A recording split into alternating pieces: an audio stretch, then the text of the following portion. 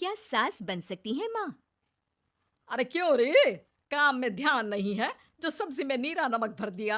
मुफ्त में रोटी तोड़ने की आदत पड़ी हुई है। ये सब यहाँ नहीं चलेगा। गलती हो गई माँ जी, माफ कर दीजिए। माफी चाहिए? चलो ठीक है, ये नमक भरी सारी सब्जी खत्म कर। कुछ भी फेंकना नहीं चाहिए, मिल जाएगी माफी।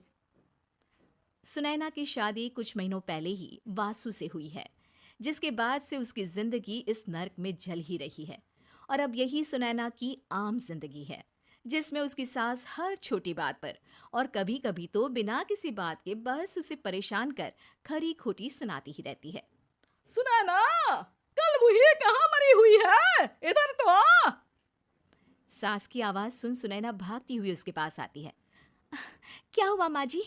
अरे तुझे पता है मेरे पैरों में दर्द रहता है, तो मुझसे बदला लेने के लिए टीवी का रिमोट इतनी दूर रख दिया। अरे मुझे ज्यादा खड़ा कर पैर तुड़वाना चाहती है क्या? आज पूरा दिन तू एक पैर पर काम करेगी। अगर कहीं दूसरा पैर जमीन पर रखा तो मुझसे बुरा कोई नहीं होगा। सास और सुनैना की ये कहानी उसकी ननद सिम्मी बहुत करीब से देख रही होती है, जिस वजह से उसके मन में ससुराल और सास के लिए डर बनने लगता है। इसी तरह दिन बीतते हैं। एक शाम वासु और सुनैना साथ बैठे होते हैं। क्या बात है? तुम दिन पर दिन कमजोर कैसे होती जा रही हो? नहीं तो, आपको ऐसे ही लग रहा होगा, मैं बिल्कुल ठीक हूँ। हो सकता है, पर चलो ध्यान रखना, मुझे कुछ काम है। ऐसा बोल जैसे ही वासु जाता है, तभी सिम्मी वहां आ जाती है। भाभी, आप भाई को माँ के बारे में बता क्यों नहीं देती? वो आपके साथ बहुत गलत करती है। क्या सारे ससुराल वाले ऐसे ही होते हैं? भाभी, मुझे तो शादी ही नहीं करनी, बहुत डर लगता है मुझे। अरे तुम बेकार ही टेंशन ले रही हो, ऐसा कुछ नहीं है। मुझे पता है तुम्हारा ससुराल बहुत अच्छा है, इसलिए खुशी खुशी ससुराल की तैयारी करो। सिम्मी तो वहां से चली जाती है, लेकिन सुनैना उसकी बातों से सोच में पड़ जाती है। कुछ दिनों बाद सुनैना के मम्मी पापा और भाई उनके घर आते हैं, जिन्हें देख सास हैरान रह जाती है। आप लोग सुनैना से मिलने आए हैं? अरे बहू, देख तो तेरे मम्मी पापा आए हैं। जी नहीं, आज हम यहाँ लड़की नहीं लड़के वाले बनकर आए हैं। हाँ माँ, मैंने ही सिम्मी और शरद के रिश्ते की बात मम्मी पापा से की थी। शरद हमारी सिम्मी के लिए परफेक्ट है। बेटे की बात मानते हुए उसकी माँ रिश्ते के लिए मान जाती है, पर अब सिम्मी के मन में ससुराल का डर और ज्यादा बढ़ जाता है। जैसे यहाँ माँ भाभी पर जुल्म करती है, ये भी पक्का अपनी बेटी का बदला लेने के लिए ही मुझसे शादी कर रहे हैं। इसी सब के बीच देखते ही देखते सिम्मी शरद की शादी हो जाती है और सास के नाम से डरी सहमी सिम्मी ससुराल पहुंच जाती है। जहां पहुंचते ही वो डरते हुए बोलती है, मम्मी जी, मैं अभी पूरे घर का काम कर दूंगी और जॉब भी छोड़ दूंगी।